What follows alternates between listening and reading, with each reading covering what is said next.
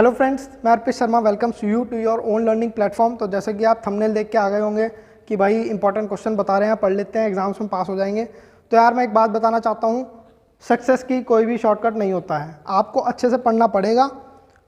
ये जो revision notes होते हैं, इसमें जो इंपॉर्टेंट क्वेश्चन बताए जाते हैं वो इंपॉर्टेंट किस लिए होते हैं, किन के लिए होते हैं? जो पहले से पढ़ रखे हैं। ये एज अ रिवीजन होता है, रैपिड रिवीजन होता है। इसमें बहुत सारे क्वेश्चंस करवाए जाते हैं जिससे आपके दिमाग में सेट हो जाए। अब ऐसा नहीं कि 2 दिन पहले आप लेके बैठे और फटाफट पढ़ लिया, वो मज़ा नहीं आता है। वो आंसर में दिख जाता है कि आप एक दिन पहले पढ़े हो या आपने पहले से पढ़ के रख रखा है। तो आप थंबनेल देख के आ गए हो, तो अब आप मेरी बात ध्यान से सुन लीजिए। इस वीडियो में हम लगभग मतलब ये जो अब आने वाली 2-3 वीडियोज़ आने वाली हैं, इसमें हम लगभग 200 क्वेश्चंस करेंगे, जिसमें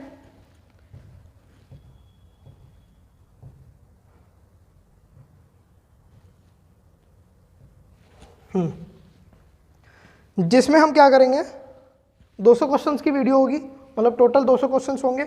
सबसे पहले हम बात करेंगे शॉर्ट आंसर क्वेश्चन की। शॉर्ट आंसर क्वेश्चन की बात करेंगे, वेरी शॉर्ट आंसर करेंगे, फिर शॉर्ट आंसर करेंगे। वेरी शॉर्ट आंसर क्यों करेंगे, अब इसका रीज़न दूंगा। फिर short answer question and answer करेंगे, फिर लॉन्ग करेंगे, केस बेस्ड करेंगे, डिफरेंस बिटवीन करेंगे, और जितने भी इंपॉर्टेंट डायग्राम है उनको डिटेल में समझेंगे विद लेबलिंग। ठीक है, इतनी बात आपको क्लियर हो गई होगी। अब हम क्या पढ़ने वाले हैं और क्यों पढ़ने वाले हैं, मैं आपको अच्छे से समझा देता हूं। ठीक है, अगर आप इस चैनल पर नए हो, चैनल को सब्सक्राइब कर दीजिए। ये मेरा पूरा चैनल 8 है, इसको देख लीजिए। अब समझते हैं हम पढ़ने क्या वाले हैं। तो बोर्ड एग्जाम आपके आने वाले हैं। बोर्ड एग्जाम आपके आने वाले हैं, 2023 के बोर्ड एग्जाम्स आने वाले हैं क्लास 10th के। हम 10th क्लास को कवर करेंगे, सिर्फ biology subject. Biology as a main subject हम कवर करने वाले हैं इस वीडियो में। क्लास 10th के एग्जाम्स आने वाले हैं। सबसे पहले बात करेंगे CBSE बोर्ड की, फिर हम बात करेंगे ICSE बोर्ड की। CBSE बोर्ड का एग्ज़ाम है 4 मार्च को 2023 में। ये बोर्ड का एग्ज़ाम है, बोर्ड की गाइडलाइन के अनुसार ये डेट शीट आई है। ICSE का जो एग्ज़ाम है हमारा, वो 29 मार्च है 2023 में। ये हमारी 2 इंपॉर्टेंट डेट है। इसमें तो ज़्यादा समय नहीं बचा है, इसमें बहुत ज़्यादा समय बचा है। इसको हम अच्छे से कवर करेंगे। ICSE वालों ध्यान से सुन लो, ये क्वेश्चंस बहुत रिसर्च के बाद जितने भी हमारे प्रीवियस ईयर क्वेश्चंस हैं, इंपॉर्टेंट क्वेश्चन छाट के लाए हैं। अगर आपने ये पढ़ लिया ना, अच्छे से पढ़ लिया रिवीजन के बाद, मज़ा आ जाएगा। और इसमें रिवीजन भी प्रॉपर तरीके से होगा। ठीक है, 29 मार्च को हमारा ICSE का एग्ज़ाम है। नेक्स्ट समझते हैं क्या सीन है। चलिए नेक्स्ट, सिलेबस क्या है बोर्ड एग्ज़ाम का। सिलेबस आप ये से पूरा सिलेबस समझिए क्या क्या है। ICSE के सिलेबस की बात करते हैं। ICSE क्लास 10th के जो रिवाइज सिलेबस है 2023 का, इसके सिलेबस की बात करते हैं बायोलॉजी साइंसेस की। ठीक है, ये आपका पेपर 3 है, 1 और 2 फिजिक्स और केमिस्ट्री है। तो जैसा कि अभी बताया, 2 हार्ट्स का आपका पेपर होगा। 80 मार्क्स का तो आपका रिटन एग्ज़ाम होगा, 20 मार्क्स का आपका प्रैक्टिकल एग्ज़ाम होगा। ठीक है, जो आपके इंटरनल असेसमेंट होंगे। नेक्स्ट हम बात करते हैं कि आपकी क्या क्या यूनिट है, क्या सिलेबस है। तो सबसे पहला है बेसिक बायोलॉजी। इसमें आपका आएगा सेल साइकिल, सेल डिवीजन। इसमें G1 G2 ये छोटा छोटा समझाया जाएगा आपको। सेल डिवीजन आएगा, मियोसिस माइटोसिस आएगा। ठीक है, और प्लांट फिजियोलॉजी आएगी। ठीक है, इसमें यह आ जाएगा structure of chromosome, genetic material, और आपका मेंडल्स के law, monohybrid cross, dihybrid cross, sex determination and human beings, transpiration. ये सब आपका पूरा सिलेबस आप देख लीजिए। मैं इस सिलेबस का लिंक नीचे डाल दूंगा। ये पूरा रिवाइज सिलेबस है जो ICSE गाइडलाइन के हिसाब से है। तो ये पूरा सिलेबस आप देख लीजिए। देखिए, फोटोसिंथेसिस आएगा, कंपोजिशन ऑफ ब्लड आएगा यहाँ पे। ठीक है, डार्क रिएक्शन, लाइट रिएक्शन, ये सब आएगा।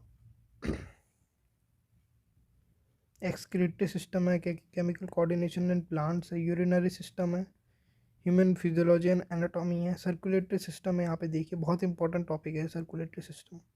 नर्वस सिस्टम है, ये बहुत इंपॉर्टेंट टॉपिक है। ठीक है, तो ये आपका पूरा सिलेबस है। मैं इसका लिंक नीचे डाल दूंगा, आप वहाँ से देख सकते हैं। ये पूरा सिलेबस है, एनिमल लाइफ है, प्लांट लाइफ है। सिलेबस तो आपको वैसे पता ही होगा, ज़्यादा बताने की ज़रूरत नहीं है। आइए जानते हैं बोर्ड एग्ज़ाम आईसीएससी का 10th का जो बोर्ड एग्जाम आने वाला है बायोलॉजी का, उसका पैटर्न क्या है, प्रॉपर पैटर्न क्या है उस बोर्ड एग्जाम का। तो biology question paper is divided into 2 section, 2 section में आपका क्वेश्चन पेपर डिवाइड होगा। सेक्शन 1 जो हमारा सेक्शन 1 है वो 40 मार्क्स का होगा। कितने मार्क्स का? 40 मार्क्स का होगा हमारा section 1। All questions are compulsory, सारे क्वेश्चंस कंपलसरी होंगे, कोई भी चॉइस नहीं होगी।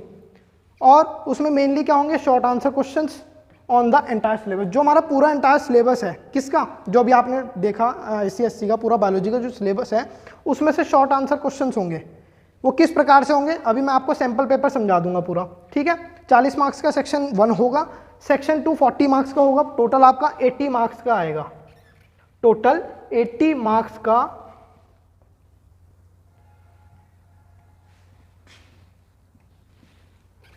टोटल आपका 80 मार्क्स का होने वाला है बोर्ड आईसीएससी का 10th का बायोलॉजी का पेपर, ठीक है।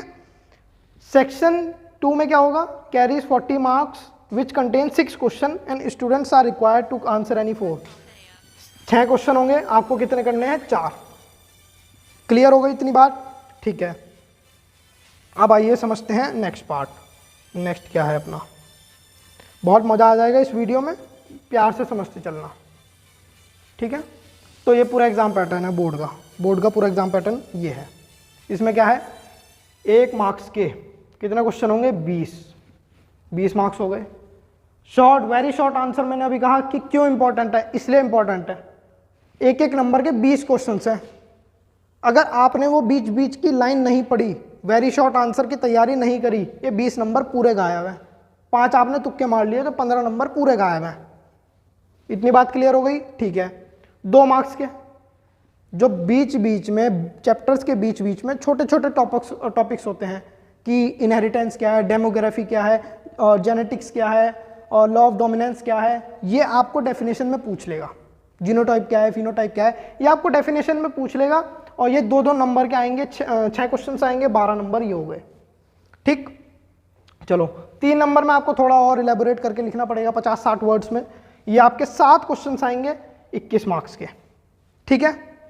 4 मार्क्स के आपके 3 क्वेश्चन आएंगे। ये लॉन्ग आंसर की कैटेगरी आ गई। डिफरेंस बिटवीन आ गए, डिफरेंस बिटवीन आ जाएगा इसमें कि सेल डिवीजन और माइटोसिस और मियोसिस में क्या फ़र्क है, ठीक है।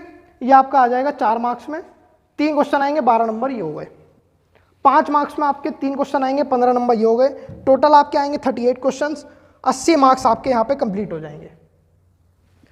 38 क्वेश्चन आपको परफॉर्म करने होंगे, 80 मार्क्स आपके पूरे पेपर के हो गए। इंटरनल असेसमेंट जो आपके स्कूल से मिलेंगे वो 20 मार्क्स हैं। टोटल आपके 100 मार्क्स हो गए।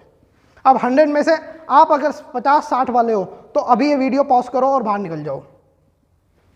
50-60 की कैटेगरी वाले अगर हो आप कि मुझे तो 50-60 आ जाए, मेरा काम हो जाएगा, तो आप प्लीज़ इस वीडियो को स्किप करके जा सकते हैं। यहाँ पे आपकी कोई ज़रूरत नहीं है, ठीक है। टोटल 100 मार्क्स का है तो हम कोशिश करेंगे 95 अबव परफॉर्म करें, ठीक। क्योंकि जो मैं रिसर्च करके लाया हूँ, ये जो डाटा है ये वो डाटा है पिछले 10 साल में आया हुआ है और आगे भी आएगा। क्वेश्चन पेपर मैं पेपर से 4 दिन पहले क्वेश्चन पेपर बना के दूंगा, उसको मैच कर लेना। और जो क्वेश्चन पेपर इस बार आएगा 29 मार्च को, आईसीएससी वाले सुन लो, 29 मार्च को जो क्वेश्चन पेपर आएगा वो मैच कर लेना, ऑलमोस्ट सेम मिलेगा, गारंटी दे सकता हूं मैं।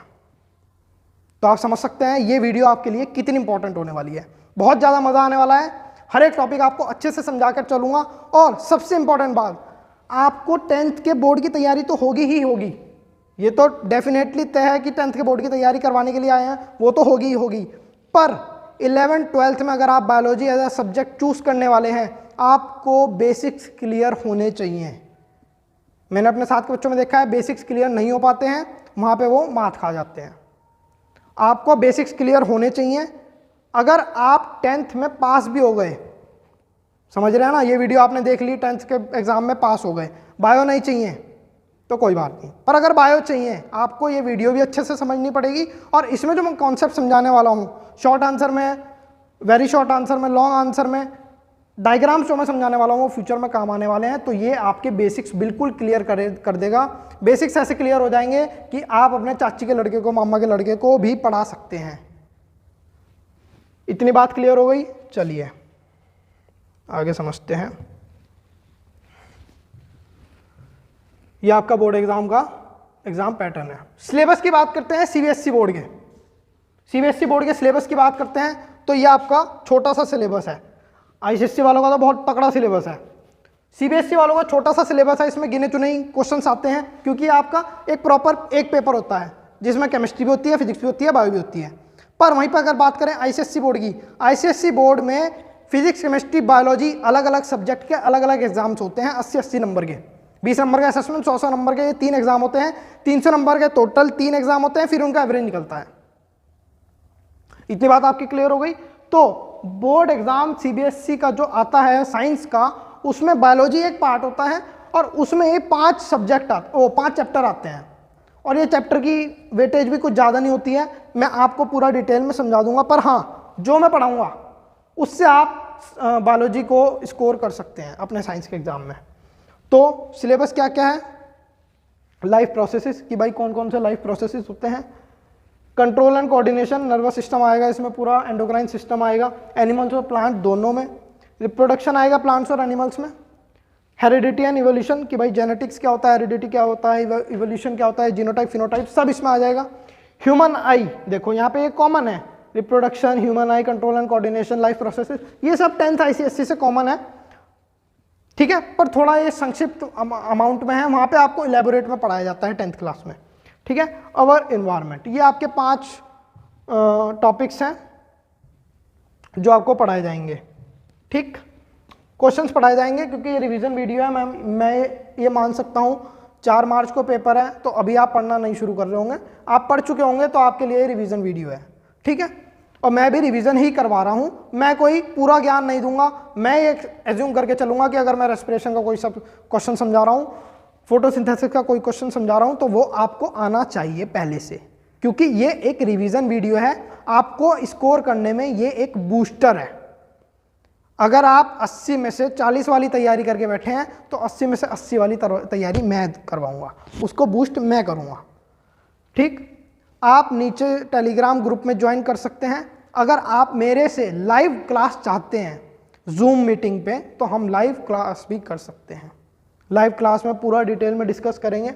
आप कहीं भी बैठे वीडियो देख रहे हो, नीचे टेलीग्राम ग्रुप को ज्वाइन कर लो, नीचे लिंक है, वहाँ पे आप मैसेज डाल दीजिए, बच्चे इकट्ठे करिए, ग्रुप बनाइए, एक जूम मीटिंग करेंगे, दिन में 2 बार कर लेंगे चाहे, पर आपको बेसिक्स ऐसे क्लियर करवा दूंगा, मज़ा आ जाएंगे, मतलब आप अपने बच्चों को भी पढ़ा पाओगे फ्यूचर में। चलो आगे चलते हैं, ज़्यादा बात ना करते हुए। 200 क्वेश्चन ये मैं समझा चुका हूँ, very short answer, long answer. चलो ज़्यादा टाइम वेस्ट ना करते हुए चैनल को सब्सक्राइब कर दीजिए, सबसे पहले चैनल को सब्सक्राइब कर दीजिए, बेल आइकन दबा दीजिए, अगली जो भी वीडियो आने वाली है इस सीरीज़ में उसके आप नोटिफिकेशन मिस ना हो। स्टार्ट करते हैं, चलिए बिना टाइम वेस्ट करें स्टार्ट करते हैं। सबसे पहला क्वेश्चन, वेरी शॉर्ट आंसर करेंगे आज की वीडियो में, 60 क्वेश्चन होंगे। पानी की बोतल लेके बैठ जाइए, पेन लेके बैठ जाइए, एक कॉपी लेके बैठ जाइए, बीच में उठना नहीं है, जब मैं कहूँगा तब थोड़ा ब्रेक ले लेना, पर नोटबुक और पेन आपके हाथ में होनी चाहिए। पानी की बोतल लेके बैठ जाइए, घर में सबको बोल दीजिए शांत रहें, वीडियो देखने दें, ईयरफोन लगा लीजिए और शुरू करते हैं आज की वीडियो पहले क्वेश्चन के साथ। चैनल को सब्सक्राइब कर दीजिए, स्टार्ट करते हैं बिना टाइम वेस्ट करें। कॉपी पेन लेके जरूर बैठ जाना बेटा, बीच में अगर मिस करोगे तो आपका ही नुकसान है। चलो, the onset of menstruation in female at the age of puberty is called. जो ऑनसेट होती है, जो एक मेंस्ट्रुअल साइकिल होती है फीमेल्स के अंदर, उसकी जो एक ऑनसेट होती है, मतलब जब वो स्टार्ट होती है, उसको एक टर्म दिया गया है, उस टर्म का क्या नाम है? प्यूबर्टी की एज पे, मतलब 14-15 साल की एज पे जो मेंस्ट्रुअल साइकिल स्टार्ट होती है फीमेल्स में, वो स्टार्टिंग पॉइंट को एक नाम दिया गया है, उसको हम क्या बोलते हैं? मिनार्क। क्या बोलते हैं? मिनार्क।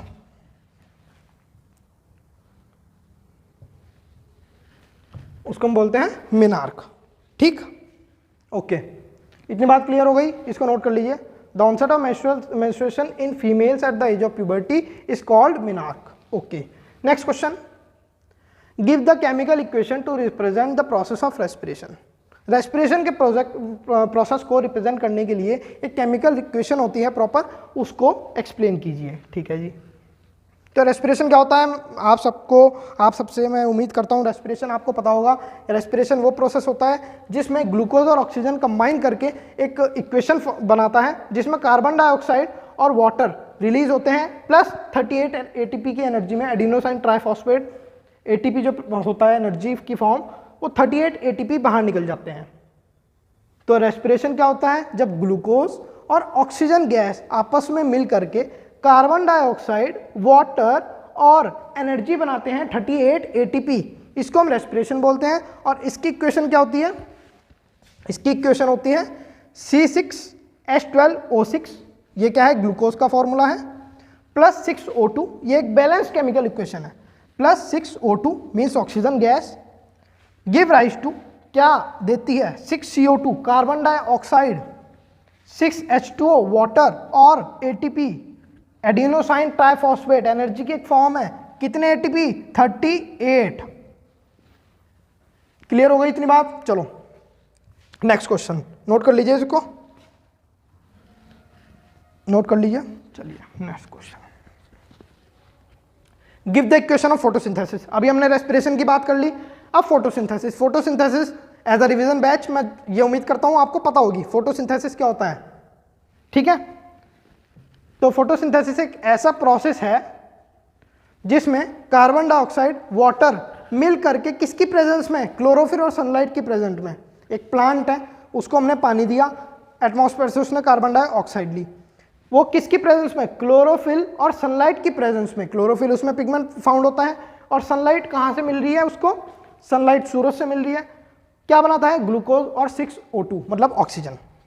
क्या है इसकी इक्वेशन?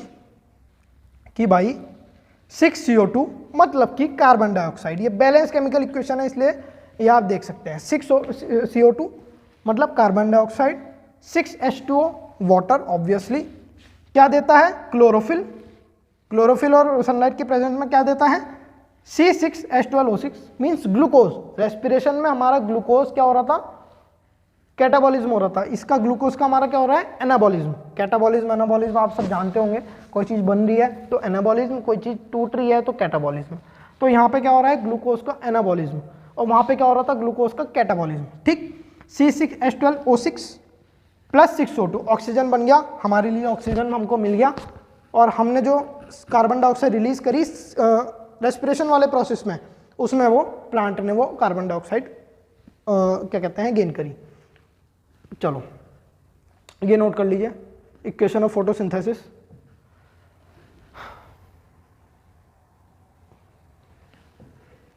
चलिए expand DPT. What is DPT? कि भैया ये डीपीटी क्या है? तो डीपीटी एक वैक्सीन है, पूरा इसका ये जो डीपीटी है ये वैक्सीन का नाम है। ये वैक्सीन 3 कॉम्बिनेशन ऑफ डिजीज को ट्रीट करने के लिए काम आती है। ये जो वैक्सीन है ये इसी शॉर्ट फॉर्म में ही वो 3 डिजीज का नाम है, और ये जो डीपीटी वैक्सीन है वो उन 3 डिजीजेस को ट्रीट करने के लिए काम आती है। तो डी से, डी फॉर डिप्थीरिया,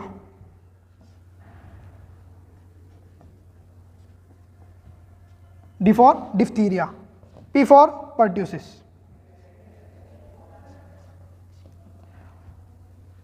क्या? D for diphtheria, P for pertussis और T for tetanus.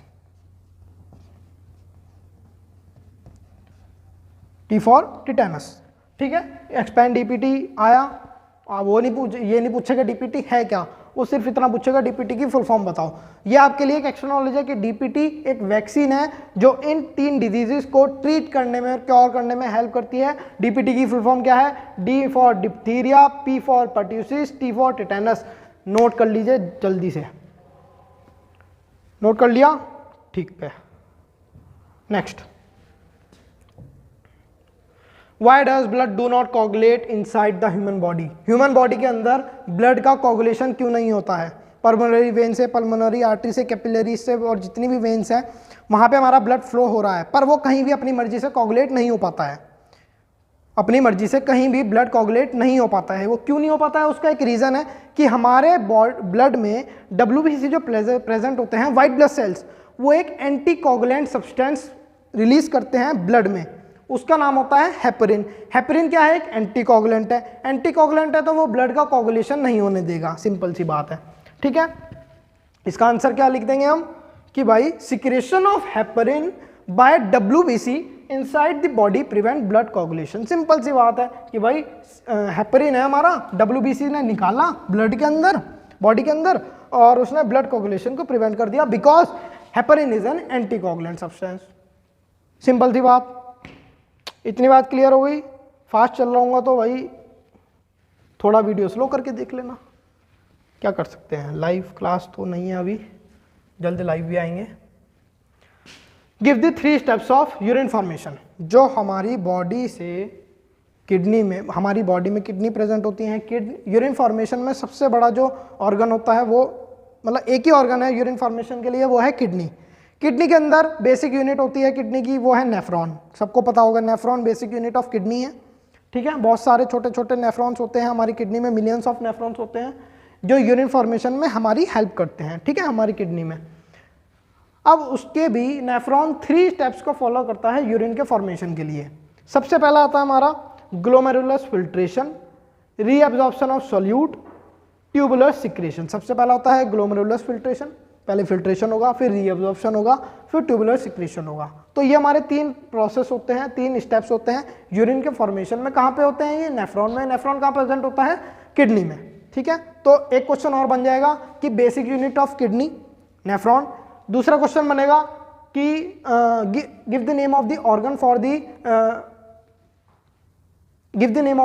For the urine formation which is kidney and बस ये 3 क्वेश्चन बन सकते हैं इससे, और इसके 3 स्टेप्स बता दीजिए।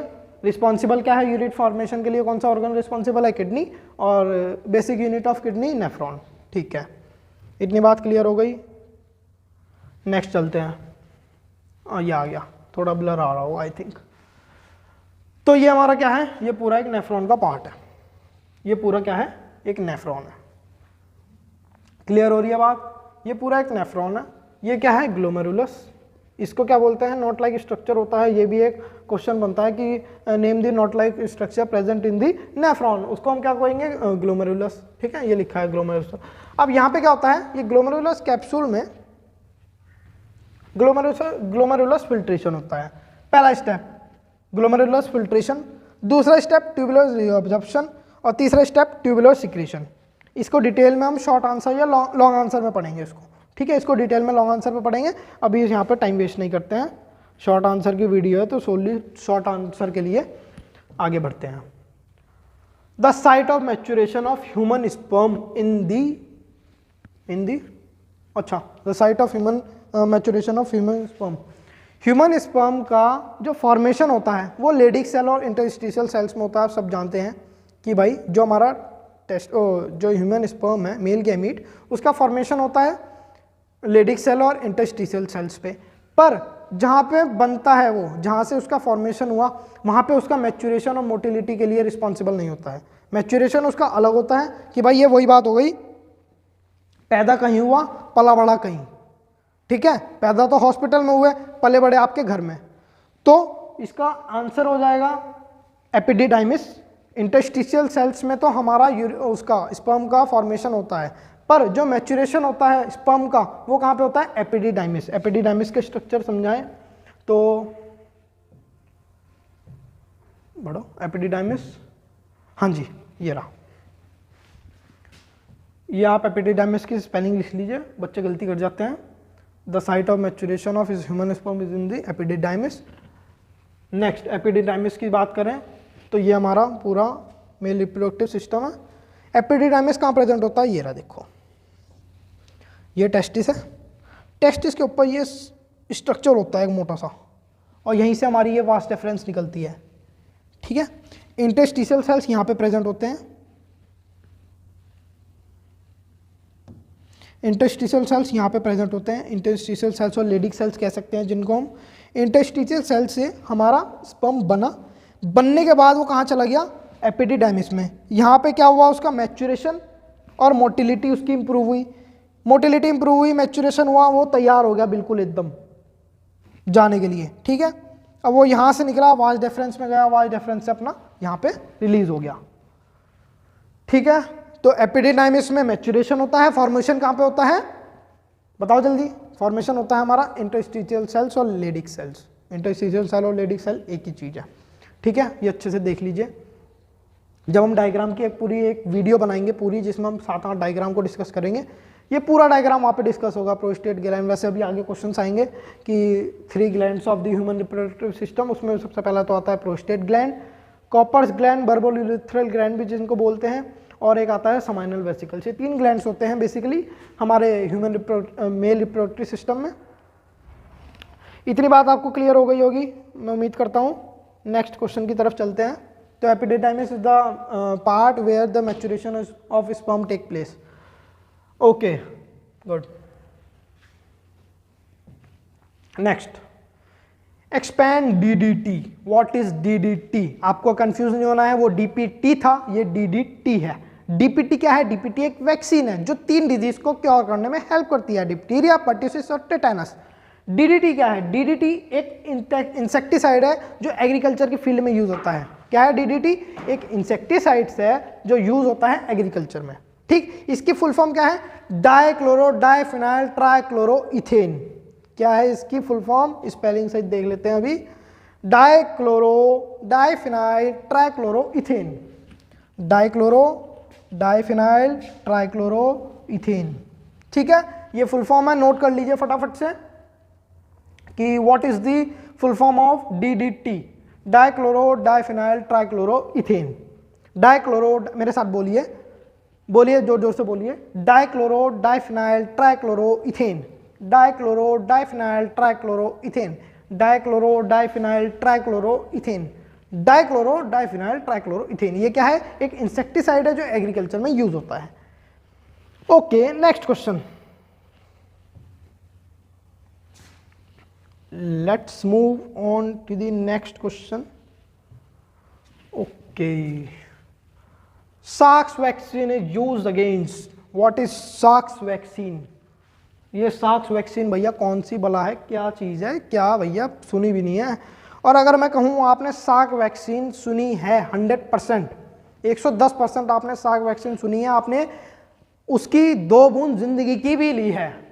यस, 2 बूंद जिंदगी से आप समझ गए होंगे। पोलियो ड्रॉप, तो जो पोलियो ड्रॉप है वो जनरल लैंग्वेज में बोलना शुरू कर दिया है, पोलियो ड्रॉप, पर वो एक वैक्सीन है जो एक एडिबल वैक्सीन है। सारी वैक्सीन एडिबल नहीं होती है, वैक्सीन इंजेक्टेबल्स होते हैं, ठीक है। पर ये जो सार्स वैक्सीन है ये एक एडिबल वैक्सीन है और ये पोलियोमाइलिटिस को ठीक करने के लिए होती है, या पोलियोमाइलिटिस के अगेंस्ट काम करती है। जो पोलियो डिजीज है, पोलियोमाइलिटिस डिजीज, उसके अगेंस्ट में काम करती है। तो सार्स वैक्सीन नाम क्यों पड़ा भैया? तो एक जनाब थे हमारे, ये देखो ये पोलियो वैक्सीन है 2 बूंद जिंदगी की। आप इसको समझ, जो सार्स वैक्सीन है, अब से आप किसी के भी आगे ये नहीं करोगे पोलियो ड्रॉप, नो। अगर आप एजुकेटेड हैं आप सार्स वैक्सीन यूज करिए। आप थोड़े और एजुकेटेड लगेंगे, यस ऑफ कोर्स, एजुकेटेड दिखाना है ना अपने आप को, तो थोड़ा इंग्लिश वर्ड बढ़िया से अपना यूज करिए। तो सार्स वैक्सीन क्या है? 2 बूंद जिंदगी की, 2 बूंद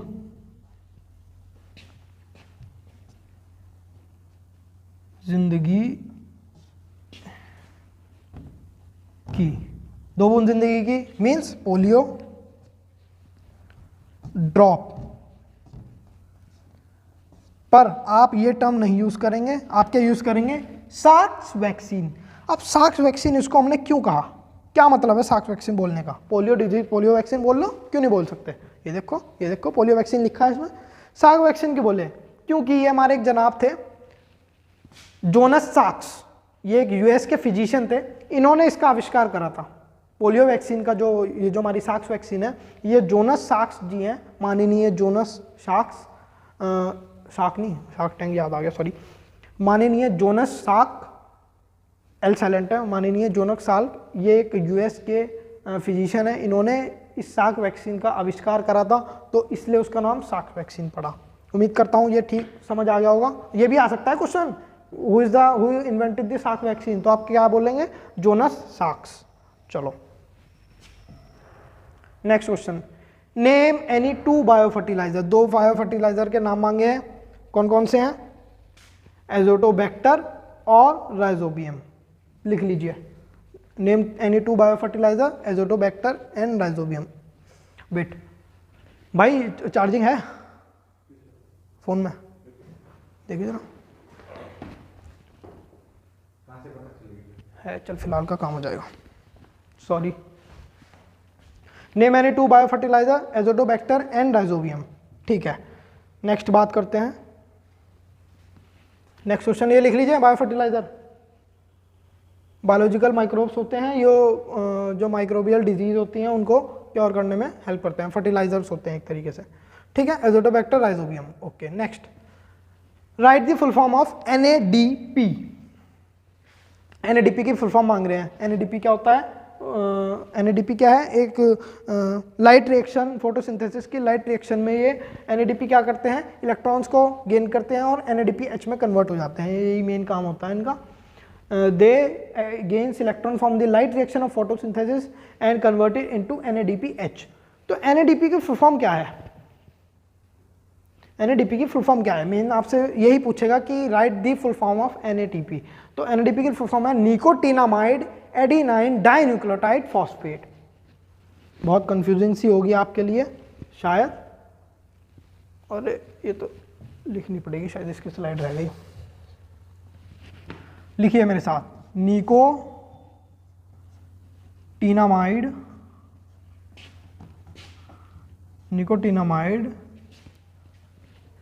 adenine dinucleotide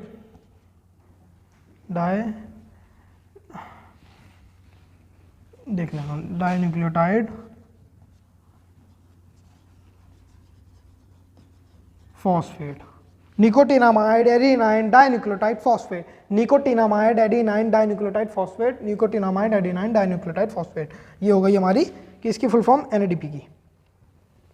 next, write the name of the tube which connect the cavity of the middle ear with the throat. ठीक है, इसके लिए डायग्राम समझते हैं। अरे दादा, ये तो थोड़ा स्ट्रेच हो गया ज़्यादा ही, सॉरी, कोई बात नहीं। तो इन्होंने क्या ट्यूब पूछी है जो हमारे मिडल ईयर को हमारे थ्रोट से कनेक्ट करती है। ये हमारा ईयर है, आउटर पार्ट आता है ईयर कैनाल, फिर आता है हमारा मिडल ईयर, फिर आता है हमारा inner ear sorry.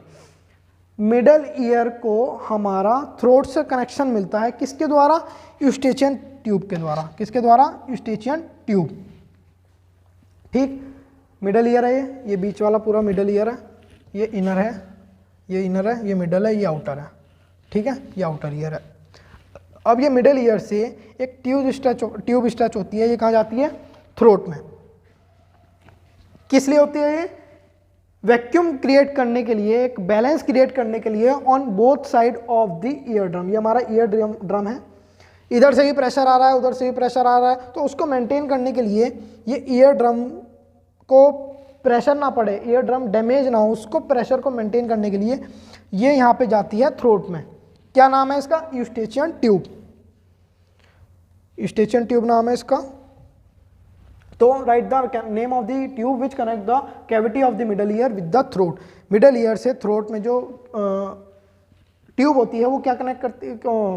Middle ear से थ्रोट में जो ट्यूब होती है वो एक कैविटी होती है, उसको कनेक्ट करती है। उसका क्या नाम है? Eustachian tube. उसका फंक्शन क्या है कि भाई बैलेंस मेंटेन करता है एक एयर का on both side of the ear drum, जिससे डैमेज ना हो। ठीक है, ये आपको क्लियर हो गया होगा। ट्यूब का नाम पूछा था उसने। Write the name of the tube which connect the cavity of the middle ear with the throat, that is Eustachian tube.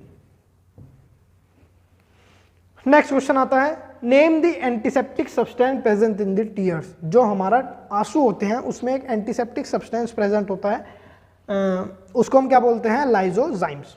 ठीक है, लिख लो इसको, ये वन वर्ड में ही आएगा।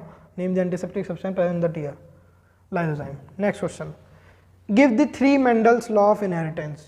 लॉ ऑफ इनहेरिटेंस होते हैं ये जो हमारा मेंडल है, ग्रीगर जॉन मेंडल, इसने ये 3 लॉ बनाए थे इनहेरिटेंस के। इनहेरिटेंस क्या होता है कि हमारे पेरेंट्स से जो हमारे अंदर जो करेक्टर्स आए हैं, जो ट्रेट्स आए हैं, उसको हम इनहेरिटेंस बोलते हैं।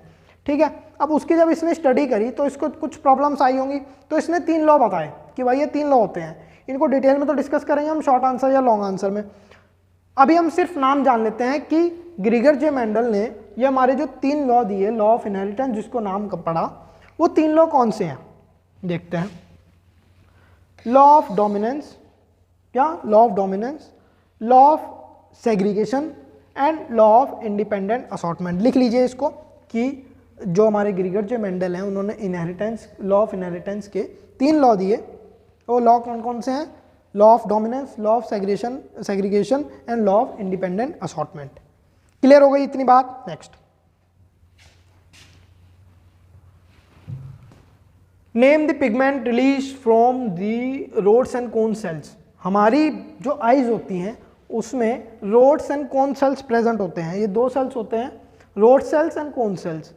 Rod cells and cone cells का काम क्या होता है? ऐसे समझते हैं, रोड्स मतलब ऐसे समझते हैं, बिल्कुल प्यार से समझना। बिल्कुल, रोड्स मतलब रोड, जो सड़क होती है। रोड्स मतलब सड़क, सड़क पे रहता है अंधेरा, तो अंधेरे में क्या नाइट विजन के लिए ये रिस्पॉन्सिबल होते हैं। रोड्स मतलब अंधेरा, अंधेरे पे हमें नाइट विजन चाहिए। नाइट विजन के लिए कौन से सेल्स रिस्पॉन्सिबल होते हैं? Rod sales. कौन सेल्स की बात करें तो यहाँ पे सी है, इसका मतलब कलर, और कलर विजन के लिए हमारे रिस्पॉन्सिबल होते हैं हमारे कोन सेल। अब बात करते हैं पिगमेंट की। रोड सेल से पिगमेंट निकलता है रोडोप्सिन।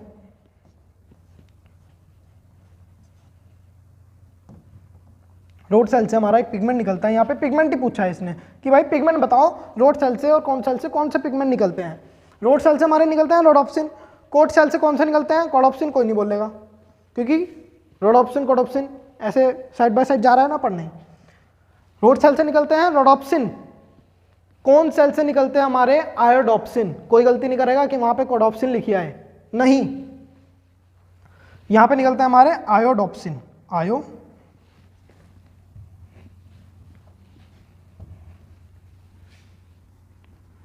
आयोडोप्सिन।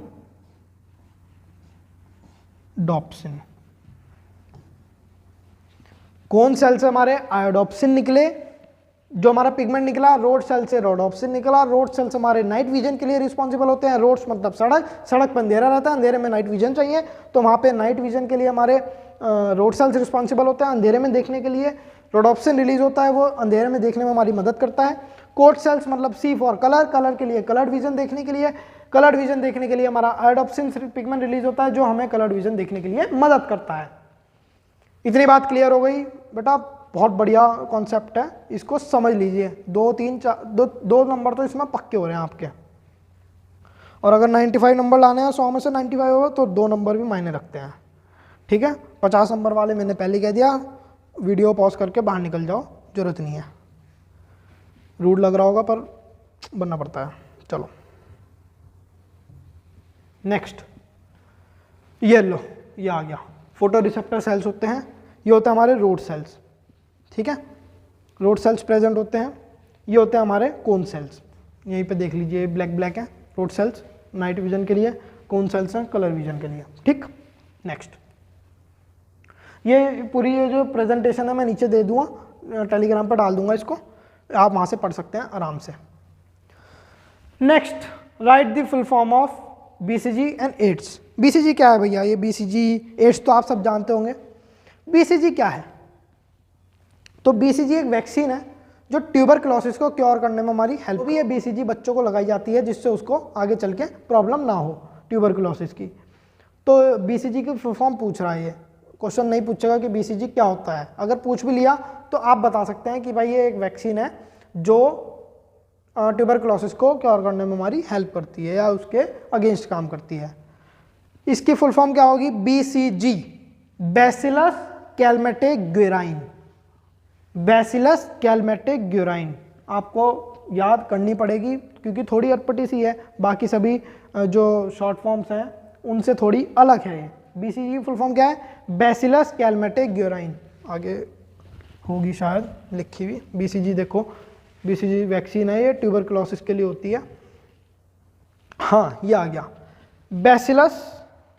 बैसिलस कैलमेटे-ग्यूराइन। इसको याद करना है, कैसे भी करो पर ये याद करो। BCG की फॉर्म बैसिलस कैलमेटे-ग्यूराइन। नेक्स्ट हम बात करते हैं एड्स। एड्स क्या है? एक सेक्सुअली ट्रांसमिटेड डिजीज है। किसके थ्रू होती है?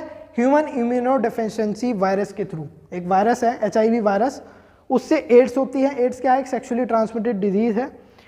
इसका क्या है full form? Acquired immunodeficiency syndrome. Syndrome मतलब ग्रुप्स ऑफ सिम्टम्स। जब बहुत सारे सिम्टम्स हैं वो जब एक ग्रुप बनाते हैं तो उसको सिंड्रोम बोलते हैं, और ये हमारी इम्यूनिटी को डिफेक्ट करता है। तो इसलिए इसकी फुल फॉर्म क्या हुई एड्स की? Acquired immunodeficiency syndrome. बात क्लियर हो गई? बीसीजी है, वैक्सीन है ट्यूबरकुलोसिस के लिए, बैसिलस कैलमेटिक ग्यूराइन, एड्स है, सेक्सुअली ट्रांसमिटेड डिजीज है, एचआईवी से होती है, एचआईवी की फॉर्म है ह्यूमन इम्यूनोडेफिशिएंसी वायरस, उससे एड्स होता है। एड्स की फुल फॉर्म है acquired immunodeficiency syndrome.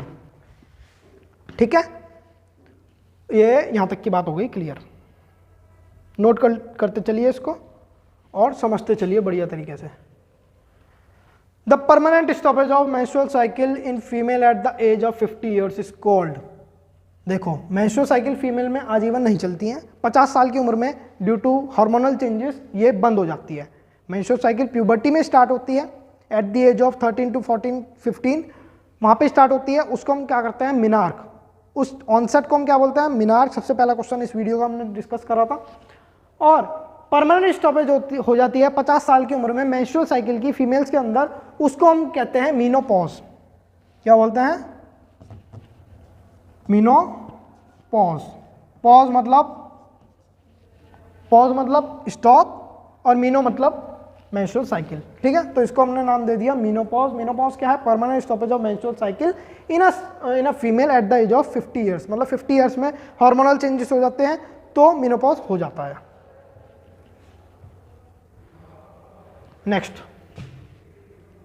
Menopause answer आ गया। 3 मेम्ब्रेन्स ऑफ मेनिंजिस। मेनिंजिस क्या है? ये जो हमारा ब्रेन होता है, ब्रेन के आसपास मेम्ब्रेन्स के कवरिंग होती है जो हमारे ब्रेन को प्रोटेक्ट करती हैं। अब ये जो मेम्ब्रेन्स हैं इनको मेनिंजिस बोलते हैं, और इसकी 3 लेयर होती हैं। एग्जाम्पल में समझते हैं। 3 लेयर होती हैं हमारी मेनिंजिस। क्या? ये हमारा मेनिंजिस है। हमारे जो ब्रेन होता है उसकी कवरिंग्स होती हैं, वो कवरिंग्स प्रोटेक्टिव कवरिंग होती हैं, उनको हम कंबाइनली बोलते हैं मेनिंजिस। इन तीनों को कंबाइनली बोलते हैं मेनिंजिस। और अगर इनके लोकेशन के हिसाब से चलें कि कौन सी बाहर है, कौन सी मिडल में है, कौन सी इनर साइड है, तो उसको देखते हैं। Dura mater, first layer of meninges, ये होती है हमारी सबसे आउटर साइड में। अरेक्नॉइड, ये होती है हमारे मिडल में, बिल्कुल बीचों बीच, 3 लेयर के बीच में होती है अरेक्नॉइड। और सबसे इनर मोस्ट लेयर जो ब्रेन के बिल्कुल सबसे पास होती है वो होती है हमारी पिया मैटर। तो क्या हुआ इसका आंसर कि भाई हमारा मेनिंजिस डिफाइन करने को आ जाएगा। मेनिंजिस क्या है? हमारा ब्रेन है। ब्रेन की प्रोटेक्टिव कवरिंग होती है जिनको हम बोलते हैं मेनिंजिस। मेनिंजिस 3 लेयर होती हैं। सबसे बाहर वाली लेयर होती है ड्यूरामेटर, बीच वाली होती है अरेक्नॉइड, लास्ट होती है पिया mater. Dura mater, arachnoid, pia matter, इसको याद करने के लिए ऐसे भी कर सकते हैं DAP, DAP, DAP. D for dura mater, A for arachnoid, P for pia mater. क्योंकि एक सीरीज में लिखेंगे तो एक अच्छा इंप्रेशन जाएगा इन्विजिलेटर पे। Dura mater outermost layer, DAP DAP, dura mater, arachnoid, pia mater, dura mater, arachnoid, pia mater, dura mater, arachnoid, pia mater. ये क्या है? मेनिंजिस है। मेनिंजिस क्या है? कवरिंग है, ब्रेन की प्रोटेक्टिव कवरिंग है। ठीक है, ये क्लियर हो गया होगा। नेक्स्ट बात करते हैं। 3 condition caused bye hypothyroidism. Hypothyroidism की 3 कंडीशंस पूछी है इसने कि भाई ये 3 कंडीशन बताइए जो हाइपोथायरॉयडिज्म के उससे होती है कि भाई थायराइड जो हार्मोन है हमारा, थायरॉक्सिन हार्मोन, उसके हाइपर सिक्रीशन, मतलब जब थायराइड ग्लैंड से थायरॉक्सिन का सिक्रीशन जब बढ़ जाएगा उसको हम क्या कहेंगे? हाइपरथायरॉयडिज्म। उस बढ़ जाने से जो कंडीशंस कॉज होती हैं उसको कहते हैं SCM। क्या बोलते हैं? SCM। ये 3 डिजीज हैं, 3 कंडीशन है जो कॉज होती हैं हाइपरथायरॉयडिज्म। अब इसको कैसे याद करेंगे? SC मिश्रा को हाइपरथायरॉयडिज्म हो रहा है तो SC Mishra, sorry SC Mishra साहब अगर कोई देख रहा है, किसी के पिताजी का नाम है, पर याद करने के लिए थोड़ा, तो S for simple goiter, S for simple goiter, S for simple goiter. C for cretinism. ये 3 कंडीशंस हैं, याद कर लीजिए इनको अच्छे से याद कर लीजिए। सी for cretinism, M for मिक्सोडीमा।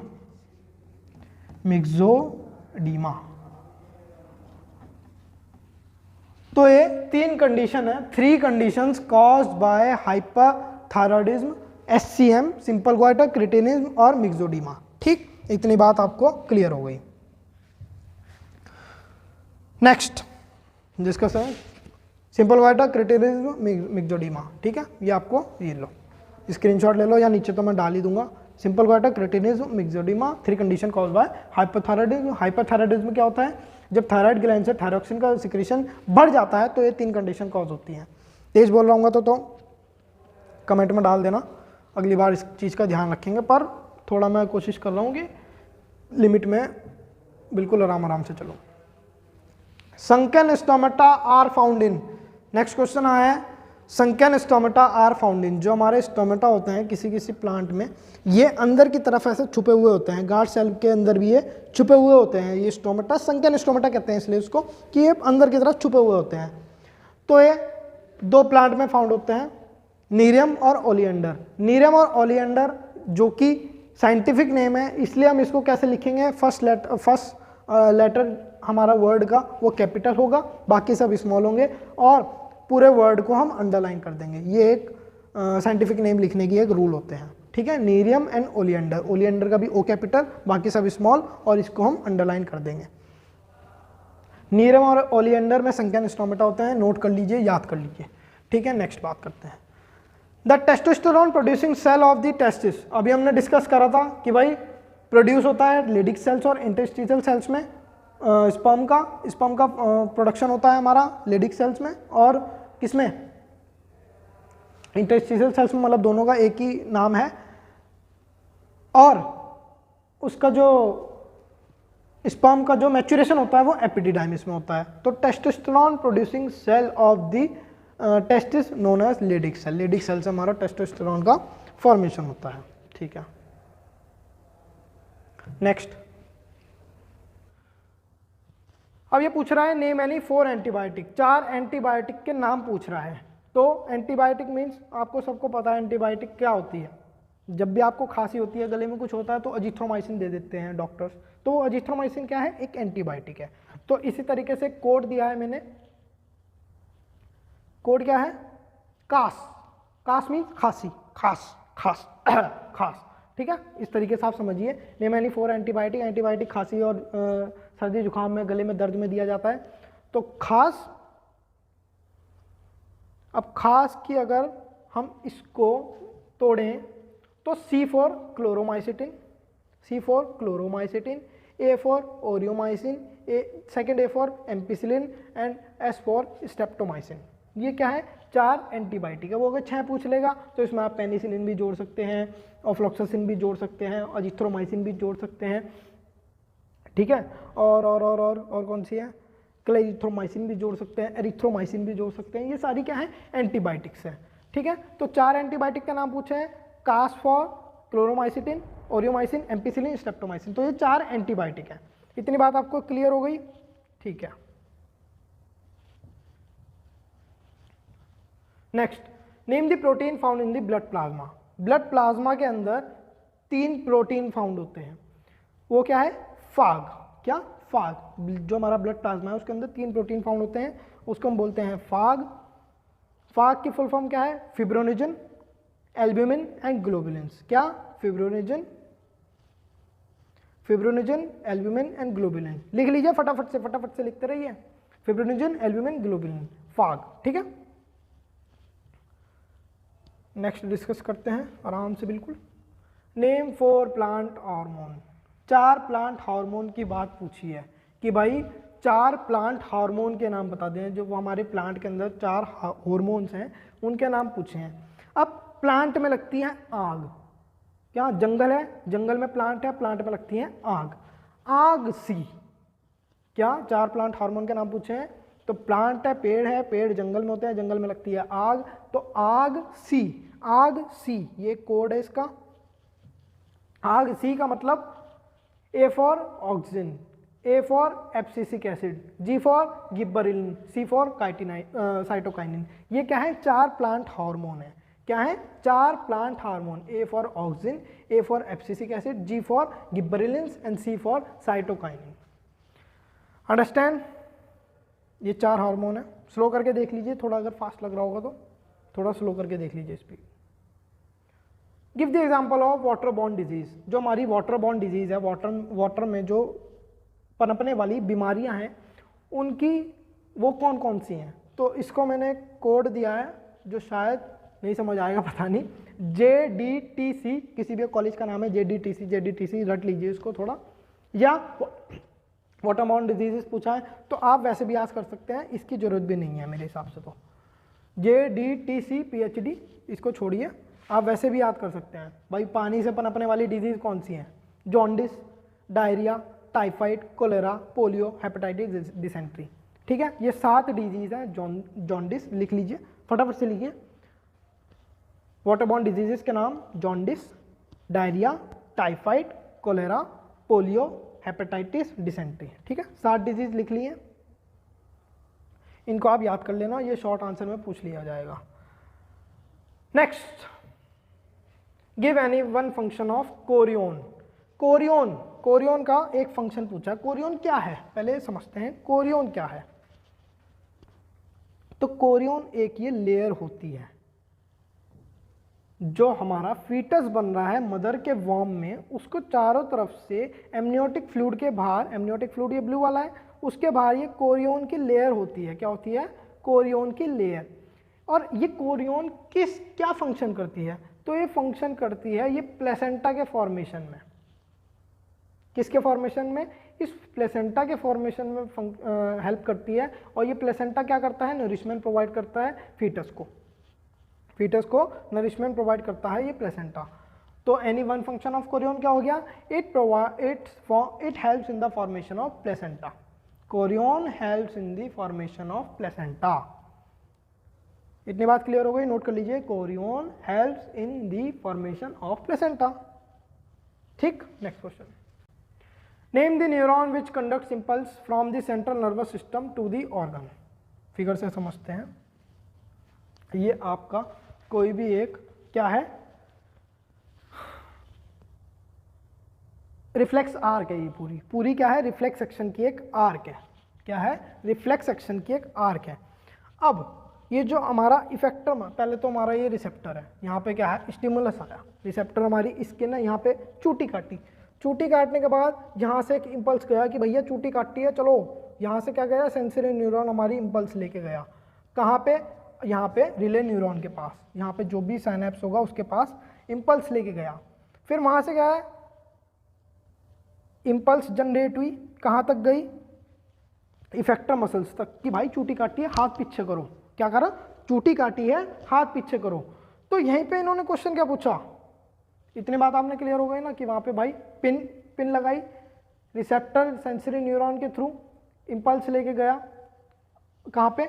Relay neuron पे। रिले न्यूरॉन क्या है? ये बीचों बीच प्रेजेंट होता है, एक साइनेप्स होता है एक टाइप का। ठीक है, यहाँ से एक क्या कहते हैं? इम्पल्स जनरेट हुई, उसको क्या कहेंगे? एक इम्पल्स जनरेट हुई, प्रॉपर वर्ड में थोड़ा मिस कर रहा हूँ, सॉरी। एक इम्पल्स जनरेट हुई, एक प्रोटेक्टिव इम्पल्स जनरेट हुई कि भाई मोटर न्यूरॉन पे, इसको कहेंगे मोटर न्यूरॉन हमारी इम्पल्स लेके गया। क्या लेके गया? मोटर न्यूरॉन हमारी इम्पल्स लेके गया इफेक्टर मसल्स पे कि भैया थोड़ा हाथ पीछे कर लो, चूटी काट रहा है कोई। ठीक है, तो इसने यहाँ पे क्या पूछा? यहाँ पे इसने क्या पूछा? Name the neuron which conducts impulse from central nervous system. जो हमारा ये था, ये हमारा क्या है? Central nervous system. Central nervous system ये स्पाइनल कॉर्ड है। स्पाइनल कॉर्ड पे सेंसरी न्यूरॉन इम्पल्स लेके गया, यहाँ से इम्पल्स वापस गई इफेक्टर मसल्स पे। तो क्या है?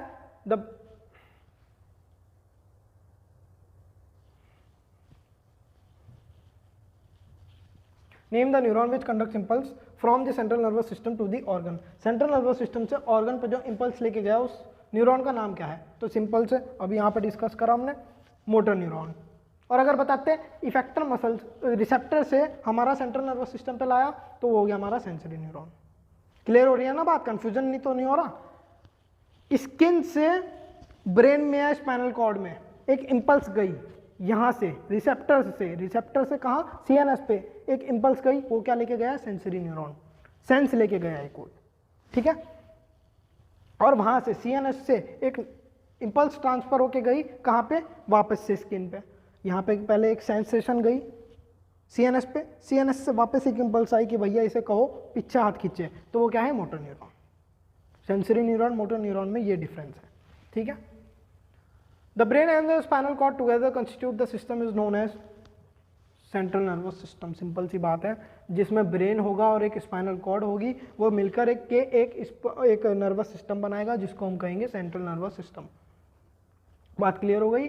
ब्रेन और स्पाइनल कॉर्ड मिल करके एक प्रॉपर सिस्टम बनाती है और उस सिस्टम को हम कहते हैं सेंट्रल नर्वस सिस्टम। नेक्स्ट आता है the seat of intelligence and memory in the brain. सबसे बड़ा ये ब्रेन का पार्ट होता है सेरिब्रम। ये पूरा जो ऊपर वाला पूरा जो पार्ट है सेरिब्रम, ये ब्रेन का सबसे बड़ा पार्ट होता है और ये सीट ऑफ इंटेलिजेंस है। जो हमारी मेमोरी है, कॉग्निशन है, लैंग्वेज है, थॉट है, जजमेंट है, रीजनिंग है, प्रॉब्लम सॉल्विंग है, अटेंशन है, कॉन्शियसनेस है, हियरिंग है, विजन है, मोटर है, टच है, ये क्या है, पूरा इससे सेंसेशन होता है। तो सीट ऑफ इंटेलिजेंस भी यही है। मेमोरी की बात चल रही है ना वहाँ पे, सबसे पहला पॉइंट मेमोरी। तो सीट ऑफ इंटेलिजेंस क्या है हमारी, सेरिब्रम, ठीक है। इतना क्लियर हो गया। आज का लास्ट क्वेश्चन करते हैं। क्वेश्चन तो वैसे और भी हैं, पर आज का लास्ट करेंगे हम। The part of the human body that controls body temperature. हमारी बॉडी में ऐसा कौन सा पार्ट है जो बॉडी के टेम्परेचर को कंट्रोल करता है, वो क्या है, हमारा हाइपोथैलेमस। हाइपोथैलेमस हमारा एक ग्लैंड है, कहाँ पे प्रेजेंट होता है, ब्रेन के नीचे, ठीक है। वो हमारा बॉडी टेम्परेचर को कंट्रोल करता है। Hypothalamus controls the body temperature, hypothalamus, ठीक है। ये हमारा आज का लास्ट क्वेश्चन है। बाकी हम करेंगे नेक्स्ट वीडियो में। उम्मीद करता हूँ आपको अच्छा लगा होगा। नेक्स्ट वीडियो में हम इसके आगे कंटिन्यू करेंगे। आज का ये हमारा लास्ट क्वेश्चन है, ठीक है। उम्मीद करता हूँ आपको वीडियो अच्छी लगी होगी, सब कुछ समझ आया होगा। समझ आया है तो एक फीडबैक जरूर छोड़ देना बेटा, प्लीज़ एक फीडबैक छोड़ देना मुझे। और चैनल पे नए हो तो आप सब्सक्राइब करके चले जाना, अपने दोस्तों को शेयर कर देना वीडियो। मिलते हैं अपनी नेक्स्ट वीडियो में, तब तक के लिए take care, have a good day, bye, जय हिंद।